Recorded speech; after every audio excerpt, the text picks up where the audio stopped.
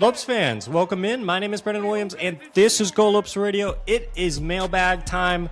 It's been a chaotic 8 to 9 months of a college basketball season. Obviously, most recently, we made it through Portal Combat once again. GCU's first season in the Mountain West. And sure, we've got a few months of a break coming at us, but I love doing these mailbags. And as always, guys, all of our questions provided by the Go Lopes Radio Discord. If you are a GCU Athletics fan and you are not in our Discord, you are really missing out, guys. We're talking our favorite lineups for the next year, some softball talk, what's going on with the potential baseball manager hire, all sorts of stuff in there, guys. Make sure that you are in there, a great community of GCU fans with a heavy focus on men's basketball. Now, before we get into that mailbag and we start to answer some of those questions, a few things to shout out. First, how about that awesome podcast with Mar Dickerson? If you haven't listened to it already, guys, go onto our channel, watch that. He was fantastic. Really great insight from him, and just the excitement level he has to get to Phoenix, put on that purple and white, and just get after it. Obviously, fans, we get a little bit of a break. The players, the staff, they do not get one. They're going to be working hard all summer as they get ready for another year. Second thing to call out, guys, I just want to give some flowers to the GCU softball program. They continue to be kind of the standard of excellence of the GCU athletic department, really leading the charge there. They've built something sustainable. They've been really successful. They fall just short a few days ago, unfortunately. But guys, another great, awesome season from them. And I want to just make sure we give them their flowers. And like I said, guys, they're kind of setting the pace for GCU athletics. Like everyone's got to keep up with them. What they've built, like I said, seems to be sustainable, and they're able to do it year in and year out. So I want to make sure that we give them some flowers. Let's do it. Let's get into the questions. We don't need to wait any longer here, guys. As always, all questions from the Go Lopes Radio Discord. I'll make sure we shout out the name, who asked it, and then we'll dive into it a little bit and talk about it. So, Jeff Larson, guys, he is all over the Discord. We love Jeff, and he asked, we had a few different questions along these lines, but he asked, do you think we'll see any change in the offensive scheme/strategy from the past few years? My answer would be, I sure hope so and think so, based on, just the way GCU operates as a university. They take, each year seriously. They go back to the drawing board. I think that applies to athletics and what they're doing. I would think you could look at the data here and say, yeah, maybe some things need to change. Before we get into the data, a few things I want to call out. One is, I think they made some great ads this offseason. They clearly prioritized bringing in a point guard, Dylan Darling. They even brought in a backup, Micah Tucker, that sort of player they just haven't had since like Javon Blackshear, really. And so I think getting a true point guard is going to help out a ton, try to set the table for the offense. And so I want to call that out. On top of that, how about Blake Barkley, who's a really unique piece I don't think they've really had in the program, honestly, ever. Kind of pick and pop big, can really shoot it, stretch the floor, do a bunch of different things. So he's really exciting. So I think personnel-wise, they made some awesome decisions, clearly very pointed when they went into the portal. Credit to the staff on what they did there. But I do think some things might need to change up in that direction. Now, let's go through the data, and we can talk about where GCU ranked the last few years offensively on Ken Palm. 2026, 134th, which was, I think, about 150 to 160 with a few weeks left in the season. So they made some serious strides down the stretch, but it was much worse for most of the season. Season before that, guys, 163rd. The season before that, 74. Now, if you recall, that's the really awesome team that beat St. Mary's. They're pretty well balanced, good on the offensive end. And the year before that, they were really good. That was Noah Bauman, Walter Ellis. Now, that team kind of stands out as a little bit of a different team than Bryce has had in his time at GCU. They were very bad defensively, but they were great offensively, and obviously they caught fire from three. That was a fun team, really gifted on that end. So that team does stand out, though, because kind of the roles reversed, right? It's always, defense first, and the offense usually lags behind. But that year, not so much.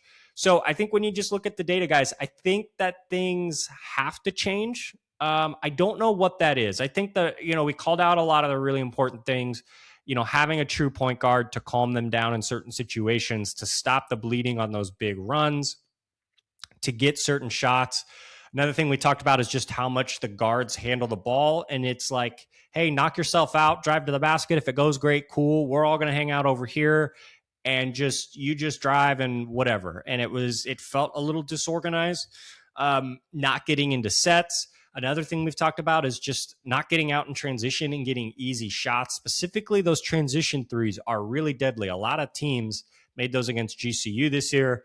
GCU's got to find a way to kind of generate some of those transition threes or easy shots in transition. When you look at a guy, let's just use, for instance, Jaden Henley last year in the half court, had his peaks and valleys, was really gifted when he got out and ran a little bit, a much better player in space. And so I just think getting out in space and getting easy baskets will be really helpful. We'll see what changes come. I would be shocked, guys, if they just said, yeah, we added some guys and we're just going to run the thing back and see how it goes. That's just not how GCU operates. I don't think that is how this staff's going to operate. So I would expect to see some changes there. Been very happy to see what they've done personnel-wise. And like I said, guys, I just think that things are going to change. They have to when you look at the data in the past. And so we will see how that goes. They've got a long summer ahead. How about some of the returners coming back? So, you got a little bit of that camaraderie going on. That should help. Guys don't have to feel each other out. That should help on the offensive end. So where I'm standing right now is I'm actually optimistic. I think when you combine all those things together, I think we can expect an offense. If I had to guess, guys, I'm hoping it's an offense that ranks anywhere from 60th to 80th, somewhere around there next year in college basketball. And hopefully is one that is ready to go at the start of the season and doesn't lag and take some time. And like I said, guys have to feel each other out. I'm optimistic. We'll see what happens. Some people might clip or bookmark this, but I think we're going to see a lot of changes next year on the offensive side of the ball. And I am very optimistic. Next question, Jacob, what is this team's ceiling and what is this team's floor? So for me, and this is just the way I look at this, and this is going to be a factor in a few questions, the team, the personnel, everything, I always think the program is going to have the same ceiling and floor. And this is just in my opinion because of the infrastructure GCU provides. The heavy investment, right? Like we don't need to, kind of shy away from talking about that anymore.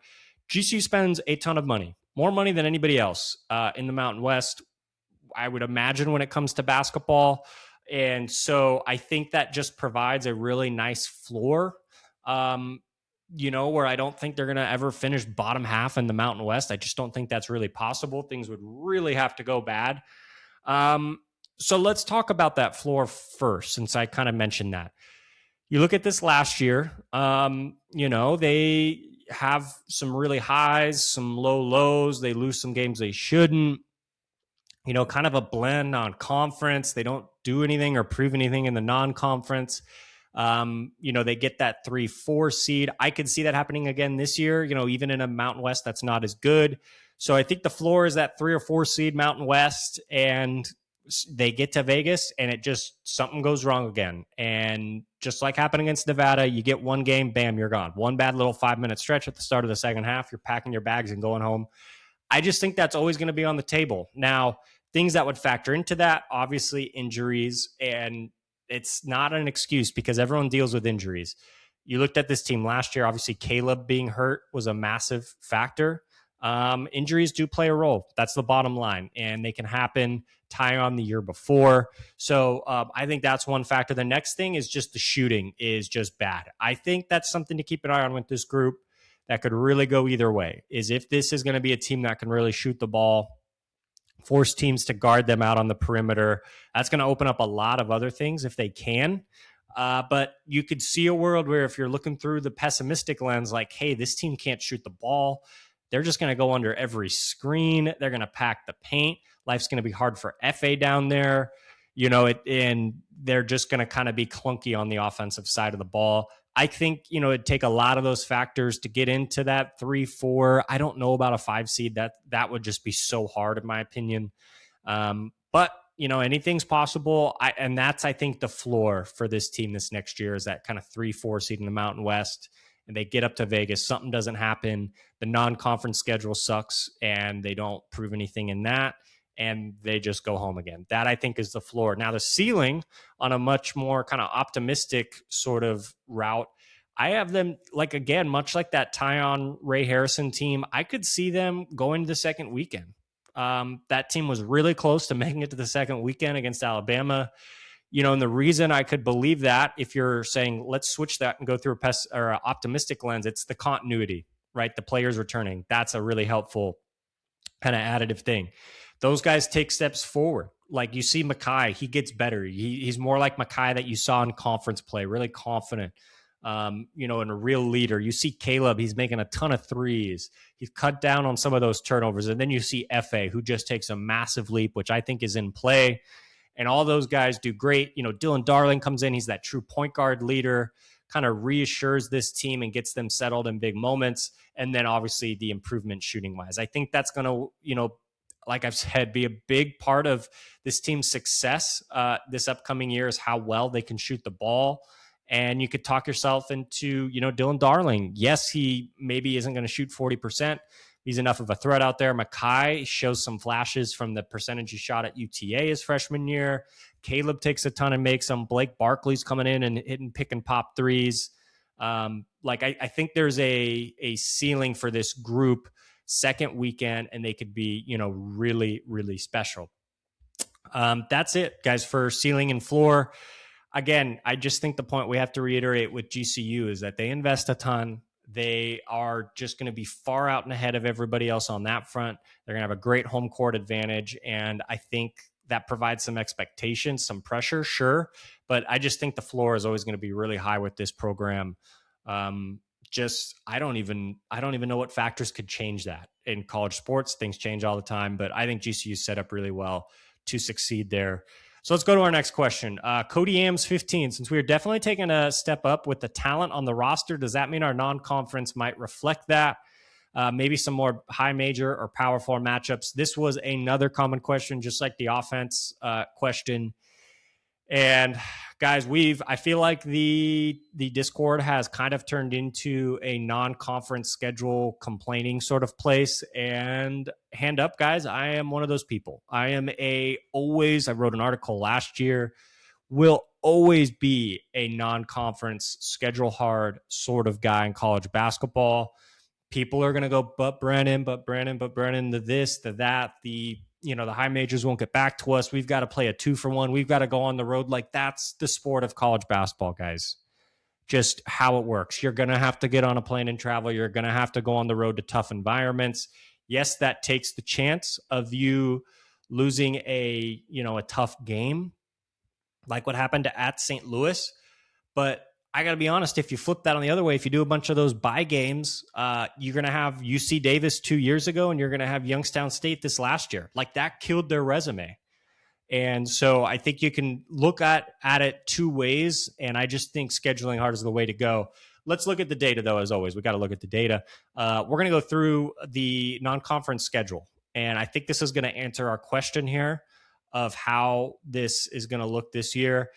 This last season, 315th in the country. This is according to KenPom non-conference strength of schedule. 315th out of 365 teams.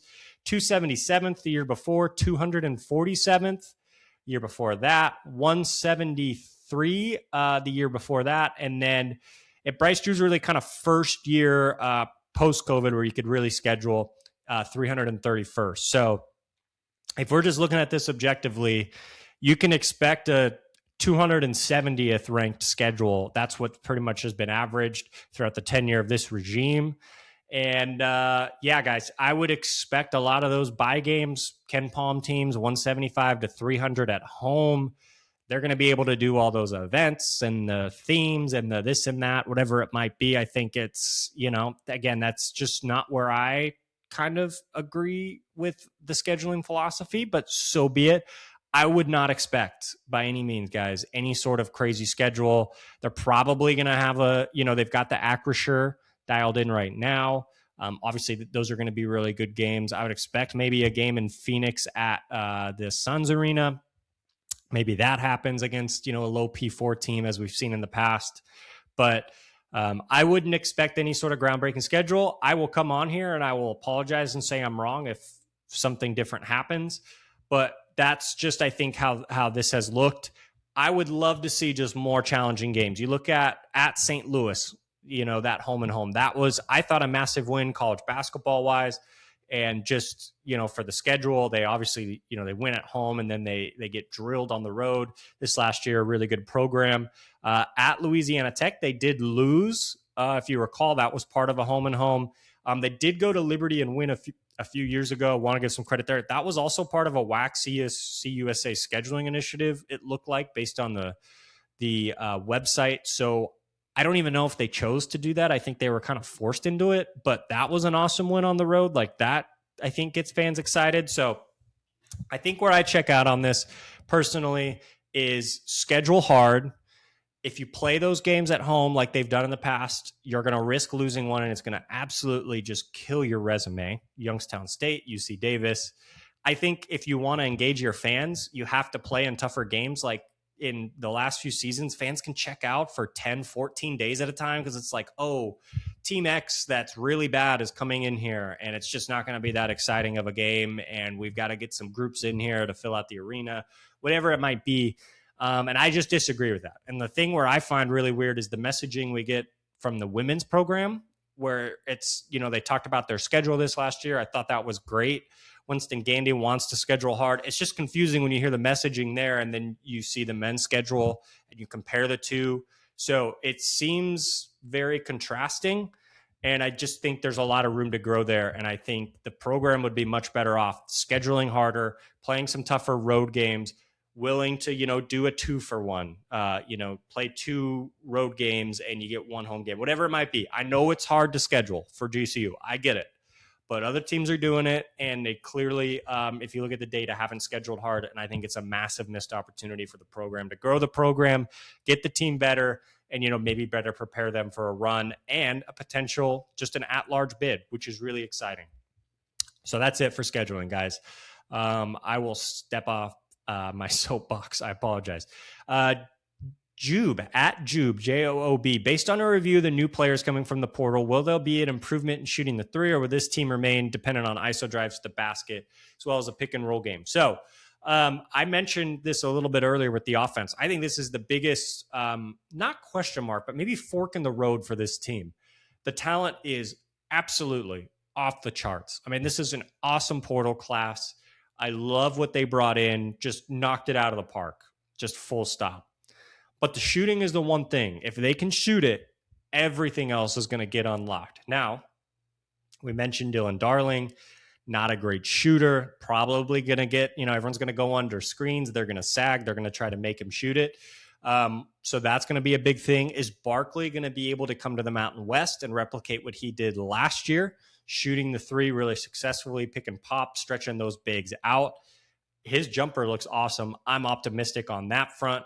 Makai, at the end of the day, guys, his 2 years at GCU, if you remember, he comes over right from UTA and he's just this sharp shooting kind of freshman guard. Well, his 2 seasons at GCU, he shot 25% from 3 and 33.5% from 3. So not good. He was over 45%, guys, when he was at UTA. So he has some room for improvement there. I talked about how much I loved Makai this last year. I think Dylan Darling, maybe getting him the ball, Micah Tucker getting him the ball in spots will help, but he's got to shoot the 3 better, like without a doubt, and he's got to be more efficient.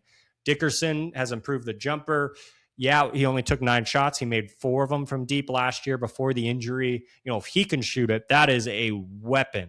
Like all the other things he can do, I think that's a massive weapon. So keep an eye on him.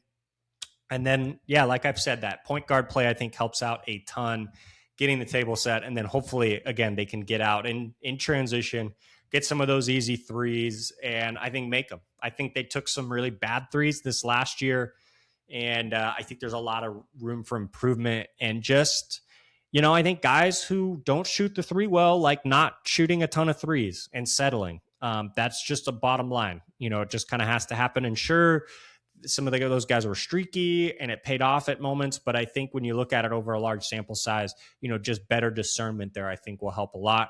But if this team shoots the ball, we talked about that ceiling. If this team shoots the ball, it's a terrifying team. And I'm not just talking in the Mountain West. maybe not even like just the West Coast. Like, I think this is a terrifying basketball team if they can shoot the ball this next year.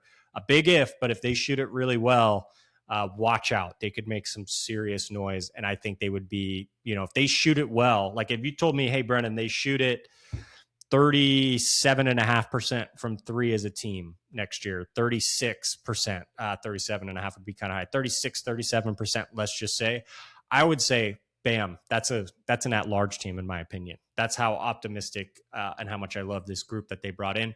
We will see how it goes, guys. Okay, next question here from It Can Be Blank. We've gained and lost several good coaches over the years.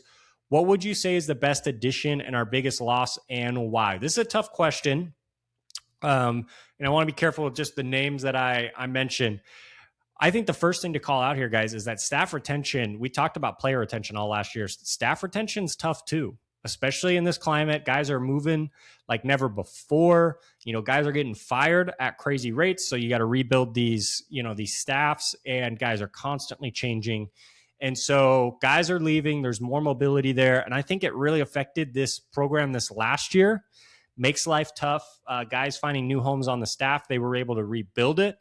And I loved all the coaches that they brought in. So I think calling that out this year as it looks like we anticipate full retention on the staff or pretty close to it. I think that's a massive underrated part of this team's offseason and this program's offseason is keeping that coaching kind of unity there and this group kind of working together all offseason. I think it's going to pay a lot of dividends there. Biggest loss, I'm not going to name anybody there. I think they've lost some really good names that have, really gone on to do some really special stuff in college basketball. Some guys, not so much, but I think the name to call out that is just a really great coach. And when you talk with people, kind of when you hear stuff, whatever it might be, and you kind of connect dots here and there, I think it has to be Mark Rogers, the assistant coach. He plays such a heavy role in recruiting. Obviously, we know regionally how important he is to one of the most important areas in the country for college basketball. And he is very well connected there. And I think it's paid a lot of dividends for this program. A really good coach. We interviewed him last summer, and he talked about just the relationships he had with the players and being able to kind of mentor them, and his story of getting hurt in college and his career ending and him transitioning to coaching and kind of what that all involved. And I think he's just a really big piece in what they do there, and obviously a big piece in recruiting as well and connections. So that would be my answer there for It Can Be Blank in regards to the coaches who mean a lot to the program. And just, I think, what we can maybe expect this year with a full staff returning as of now for GCU men's basketball. I think it's really exciting. This was a question submitted by myself that I thought would be a really fun topic to get into. Your favorite matchups if we got a Pac-12 Mountain West Challenge. I think I did that in third person by asking myself that question that way, but let's just get into it because a lot of Pac-12 Mountain West drama. Allegedly, they are working towards a settlement at the moment. Obviously, the Pac-12 kind of coming back to life. We've got the Pac-5 leaving, defecting from the Mountain West. They're in court. Drama, this, that, whatever it might be. I thought it'd be fun to go through and list off the teams that should be playing each other. We said earlier GCU had that scheduling challenge with the WAC, Conference USA. If the Mountain West and the Pac-12 really wanted to do something for the fans after all the we can just call it crap over the last few years, the bickering, the lawsuits, the billable hours. If they wanted to give something good to the fans, what they would do is give us a Pac-12 Mountain West challenge and have it every year, sign a 3-4 year deal, and these teams would play each other. So here's the important thing. There's one more Mountain West team than there is Pac-12 team. So we got to leave somebody out of this. And it's tough to do, but we got to go with Air Force. We're going to leave them out of this. We apologize to all the Air Force Falcons fans out there. The basketball program was really bad last year. Obviously, going to have some sort of a ceiling on it, just in this era. They've got all sorts of other stuff going on there. So I think we're gonna not include them in this, and then everything is even from here. So let's get into it. Texas State, UTEP, schools that they're both Texas schools, not necessarily geographically close. So I want to just get that out there.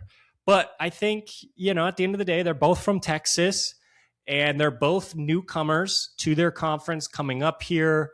And so I think there's just this natural fit. Like, let's throw these guys together and maybe see if they can start to really build something in, some really tight, close games. Got some history at the programs, with both of those teams. So maybe they can kind of harness a little bit of that. But Texas State UTEP is kind of my first matchup. It's not one I'm just like massively passionate about. I want to be super clear there.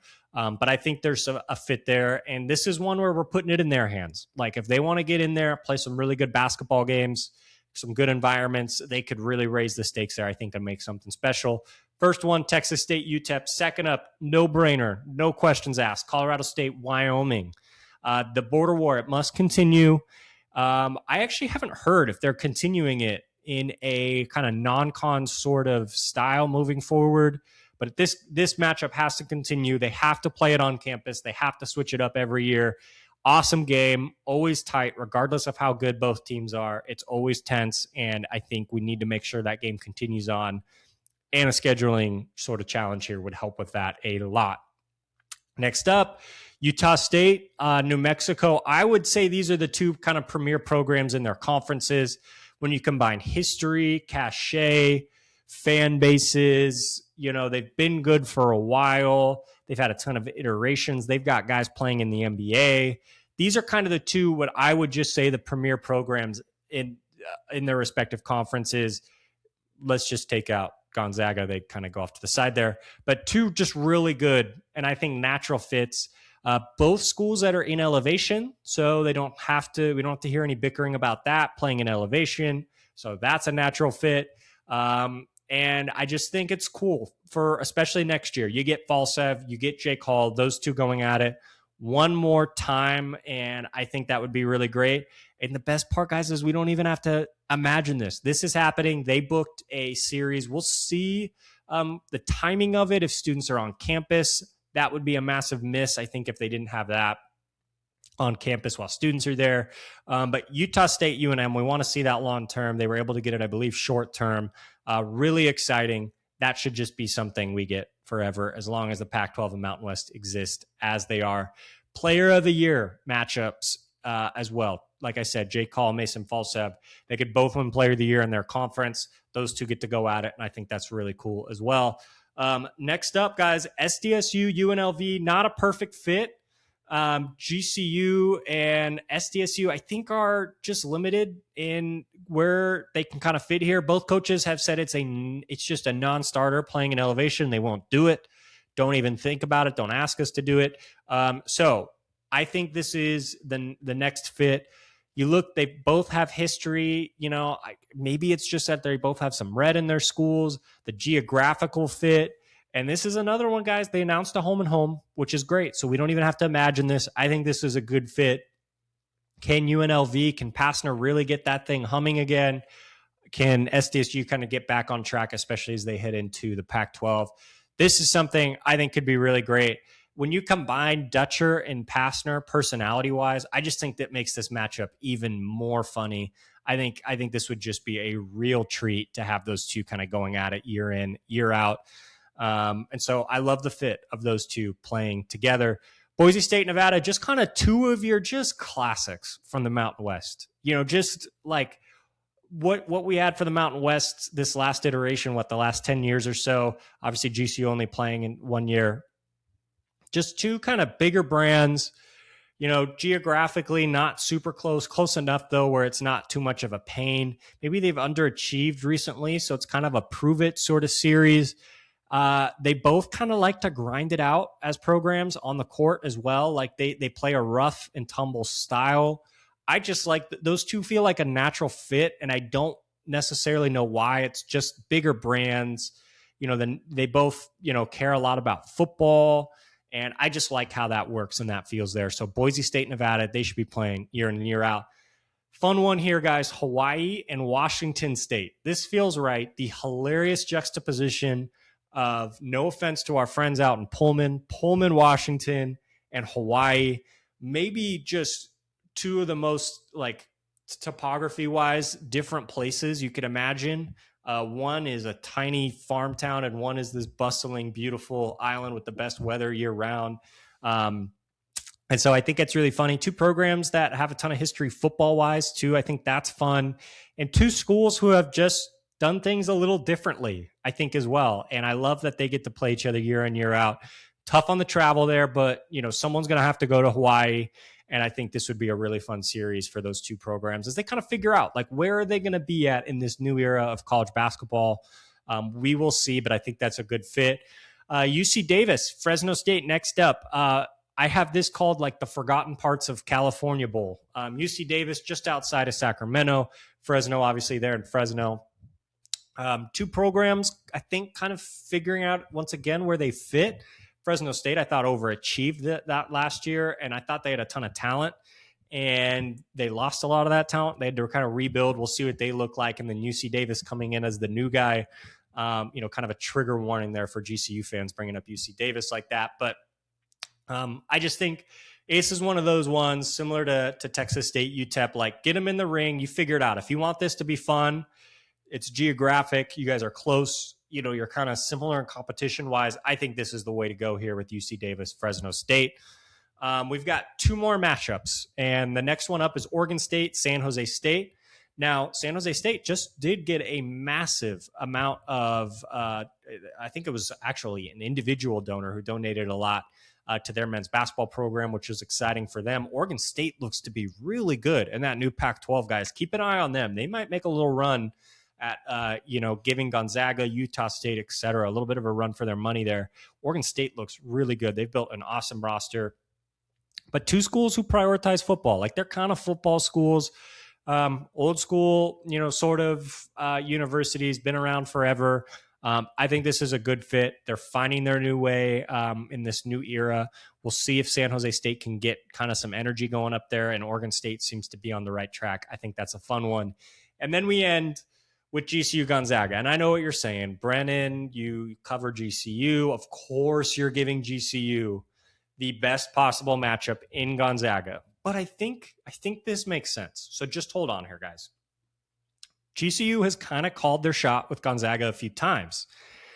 They've said from the get-go they want to be the next Gonzaga. No football, trying to really make that thing special up there and or in Phoenix, similar to what it is up there in Spokane. Here's the reality, though, and I think this is what makes this series so great. GCU will never be anything like Gonzaga. Nobody will ever be anything like Gonzaga. They are a unicorn. They are their own thing in college basketball. It's an awesome thing to replicate. I think GCU's done a great job, but Gonzaga stands on their own. Listen, they don't have the national championship, which stinks. They've had some crappy meltdowns in big moments. That sucks. And then we got a little bit of a history here. GCU played Gonzaga, as we know, in the NCAA tournament. GCU kind of, listen, they didn't play great that game. Gonzaga kind of beat them up, and then GCU went on a massive late run to cover there, make the game a little more respectable. But GCU wasn't really in that one at all back in the NCAA tournament in 2023. I think it's a fun fit. Another one that has to be played on campus while students are in school. You get really good environment. And I just love the way these two fit with each other. I know we're giving GCU, the best probable matchup there.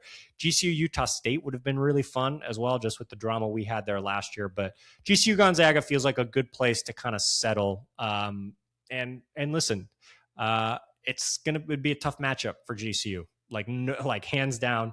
I don't know how long it would take them to maybe win one of those games if they're playing Gonzaga year in and year out, but it's a matchup we should have regardless. And one final bow we're going to put on this. Commissioners need to get to the table and give us the Mountain West Pac-12 scheduling challenge for college basketball. It would be a massive win for the fans, and I think fans right now for both of those conferences deserve to have some good news and some fun there. WWY 32. What is the pressure level on Bryce Drew this season? Follow up if interested. What would be enough of a failure to see a coaching change happen? This one just came out of left field here. Holy smokes, this was a hot take, hot question. And here's how I'm going to answer this. Don't get mad at me for the cop-out. Guys, it doesn't matter what happened the year before. Pressure will always be on at GCU. That is how they operate. I've mentioned it, the way they spend, the way they care about this. GCU didn't grow from being, 1,000, 1,500 kids to where they are now by, well, we'll see how things go this year and hopefully it goes okay and maybe we can relook at things next year. Like, no, they put a ton of expectations, they put a ton of investment and a ton of pressure. Always, always, always will happen. And I think regardless of what happens in a year before, the pressure level is going to be high. And with that comes, guys, a piggy bank that I would probably guess, again, just kind of throwing this out there, not verified, probably the biggest piggy bank in the Mountain West by a pretty nice margin. So you get the expectations and you get the pressure and you get the incredible investment in your program. You get the facilities, you get the involvement, and it makes it a special and awesome, unique place. Sure, it can make things a little weird at times, but hey, guys, that's what happens. So it's a weird way to answer the question. I think the pressure is always on. Now, Bryce Drew absolutely killed it in the WAC era of GCU basketball. Obviously, going to the tournament, dominating the WAC. Now, I think you only had 1 year where they won regular season and conference tournament. The one tournament win, I still call it a massive success. So it's not like they were doing the Gonzaga where they're winning the regular season and winning the conference tournament. So we want to be clear there about that. But I think he blew it out of the water, especially where the program was coming from.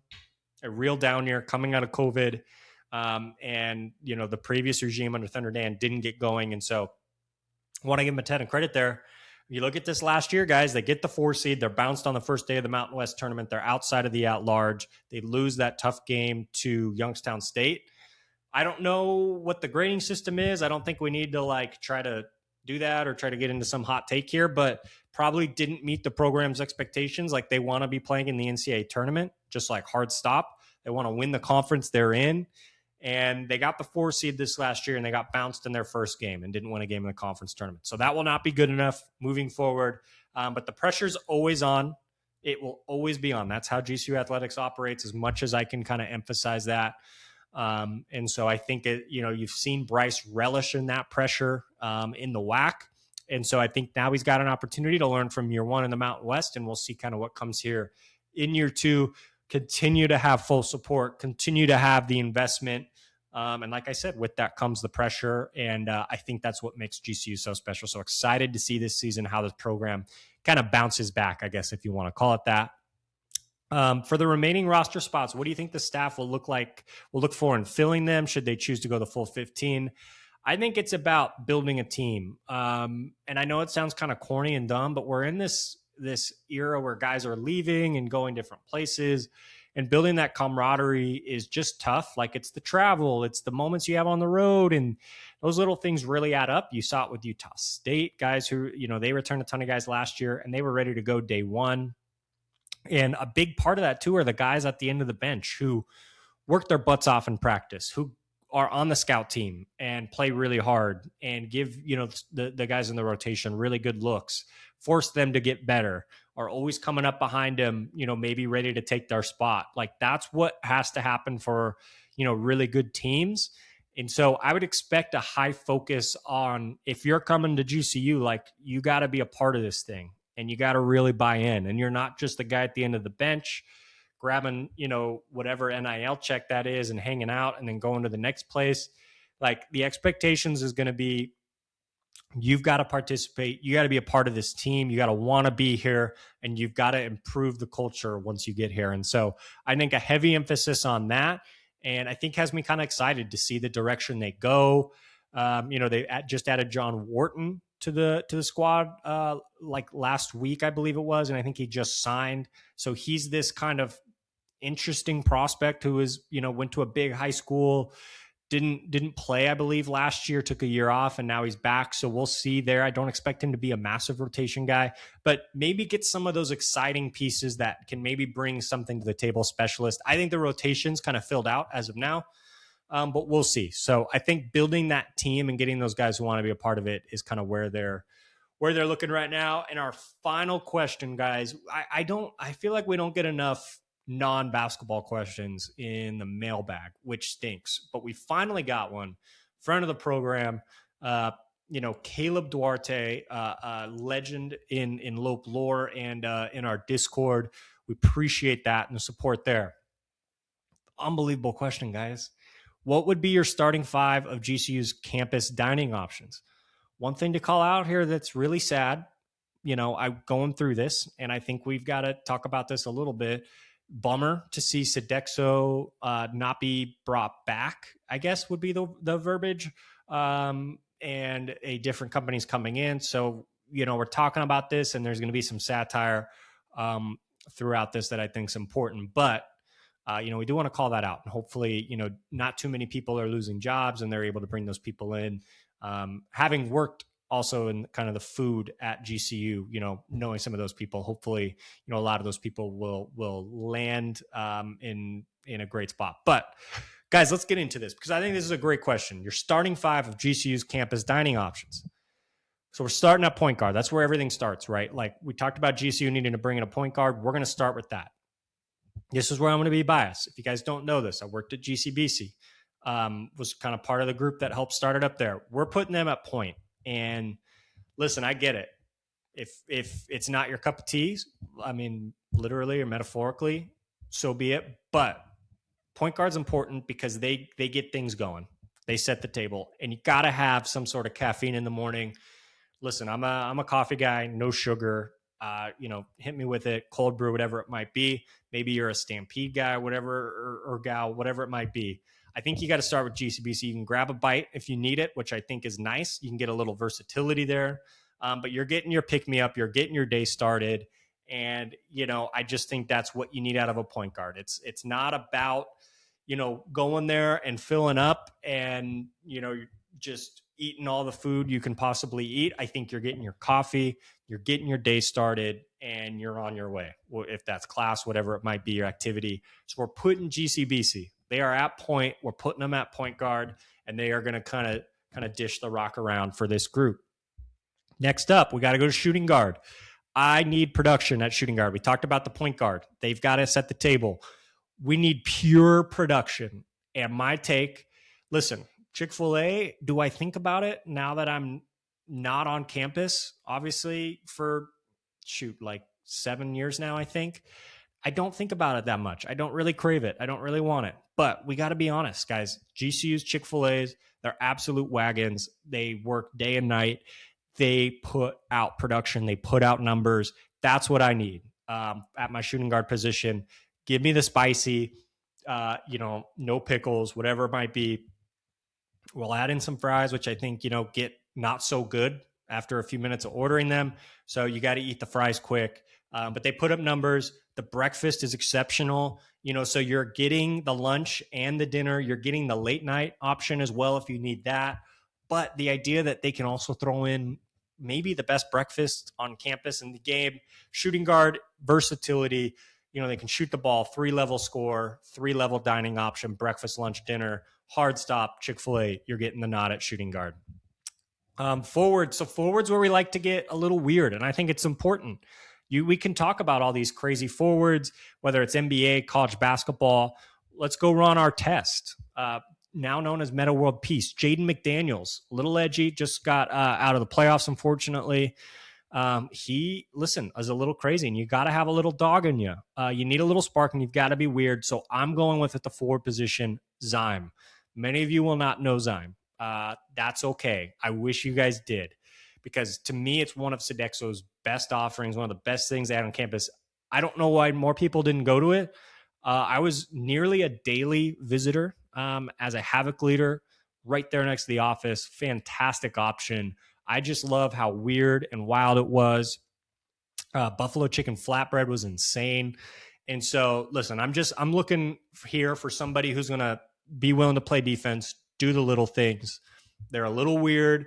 They're going to be maybe the first guy that steps up if we get in a little bit of a tussle as a group. And that's what I need out of my first forward there, my small forward. So we're going with Zyme. If you don't know about Zyme, Google it, guys. It'll be worth your time, I promise. Next forward spot, where we're going with this, man, we're going back to the OG Student Union, $7.95, whatever it was for your swipe to get in there. You could eat, you could stay in there all day. I'm thinking think of like a Nana Owusu Anane, right? A little bit of a do everything. He plays defense, shoots the three, he can rebound, he can pass the ball. And that's what I'm looking for out of my forward. I can go in there. I could go get cereal. I could go get an omelet. I could go get a slice of pizza. I could get a bunch of chicken breast. I could get some veggies. I can get ice cream on my way out. A forward who can do everything like that. You know, and when you're in there, you're never in a rush, right? You think of the great power forwards. They're so patient. Dirk Nowitzki, Zach Randolph. You know, we're going more like NBA with these comps as these kind of fully developed players. That's what I want out of my power forward. I'm not in a rush. I want to get my fill, and I need that out of, you know, my power forward. And so that is the 795 Student Union, whatever that swipe was. Hang out there all day. You could watch football. People come in and out. Again, just the best bang for your buck. And I love that option there at power forward. At center, okay, guys, this is where it gets interesting because I had a lot of ways I could go here. For my big, I am going with Panda Express, and this might be controversial. There's many reasons why you could maybe oppose this choice, and I want to just give a little bit of an analogy here. I am a DeAndre Ayton guy. I've tried to stand up for him. Things didn't go great in the Thunder series. He's awesome, right, in that Rockets series. But listen, guys, I don't want my big going to get a custom chain and having it go viral on social media after game 3 when you're probably about to get swept in game 4, right? Like that's not what you want out of your big. You want to rough and tumble. You want to get full. You want to just be tough. And I'm not looking for glitz and glamour. I am looking for white rice. Give me some orange chicken, you know, and then give me some teriyaki chicken. Like, I just need to get full. I need to get, you know, full for the least amount possible. Bang for your buck. Yeah, you can get some different options at Panda as well. But at the end of the day, you're going to Panda to get full. And that's what I want out of my center. I don't want glitz and glamour. Sure, you don't want the stink outside there. We hate that. If that's still a thing.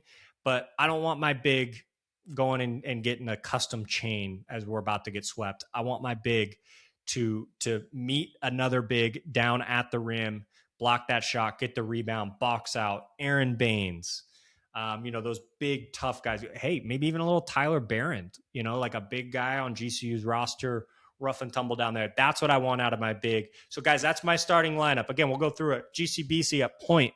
We've got Chick-fil-A, shooting guard, putting up numbers. At forward, we've got Zyme. Do your research, I promise. Other forward, we're going the original Student Union 795 swipe. And then at big, we're going Panda Express. That's my starting 5 for GCU's campus dining options. Guys, that's it. That's the podcast today, the mailbag. Enjoy the summer, guys. We will have some content we'll be dripping throughout the summer. So, again, make sure you like, subscribe wherever you can. And we will, like I said, have some really good stuff happening. We're gearing up for another big season.